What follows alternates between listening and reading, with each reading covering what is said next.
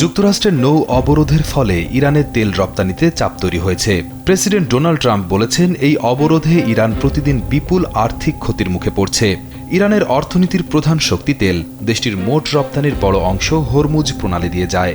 Hormuz প্রণালীকে ঘিরে যুক্তরাষ্ট্র ও ইরানের চলমান উত্তেজনা এখন শুধু সামরিক বা কূটনৈতিক সংকট নয়, এটি বৈশ্বিক অর্থনীতি ও জ্বালানি নিরাপত্তার বড় পরীক্ষায় পরিণত হয়েছে।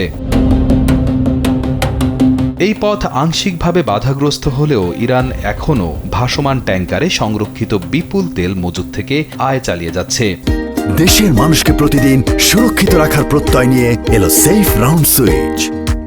বিশ্লেষকদের মতে এই মজুদ কয়েক মাস পর্যন্ত তেহরানকে অর্থনৈতিকভাবে সচল রাখতে পারে, ফলে তাৎক্ষণিক ধসের আশঙ্কা কম। ইরান পাল্টা কৌশল হিসেবে হরমুজে বিদেশি জাহাজ চলাচলে বিধিনিষেধ আরোপ করেছে। এতে আন্তর্জাতিক বাজারে তেলের দাম অস্থির হয়ে উঠেছে, কারণ বিশ্বের উল্লেখযোগ্য জ্বালানি সরবরাহ এই প্রণালীর উপর নির্ভরশীল। ফলে সংকট দীর্ঘায়িত হলে শুধু ইরান নয়, পশ্চিমা দেশগুলোর অর্থনীতিও চাপে পড়তে পারে। রাজনৈতিকভাবে ইরান এখনও দৃঢ় অবস্থান দেখাচ্ছে। দেশটির শীর্ষ নেতৃত্ব বলছে তারা দীর্ঘমেয়াদী চাপ মোকাবেলায় প্রস্তুত। একই সঙ্গে যুক্তরাষ্ট্রের ভেতরেও প্রশ্ন উঠেছে, এই নৌ অবরোধ কতদিন আইনগতভাবে চালিয়ে যাওয়া সম্ভব।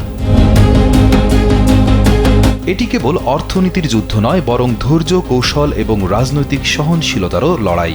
ইরান দ্রুত ভেঙে পড়বে এমন ধারণা এখনও প্রমাণিত হয়নি, বরং পরিস্থিতি ইঙ্গিত দিচ্ছে এই সংঘাত দীর্ঘ হলে এর প্রভাব বিশ্বজুড়ে ছড়িয়ে পড়বে। হরমুজের উত্তেজনা তাই মধ্যপ্রাচ্যের সীমা ছাড়িয়ে বৈশ্বিক স্থিতিশীলতার কেন্দ্রবিন্দুতে উঠে এসেছে। রিয়াদ হোসেন, কালবেলা।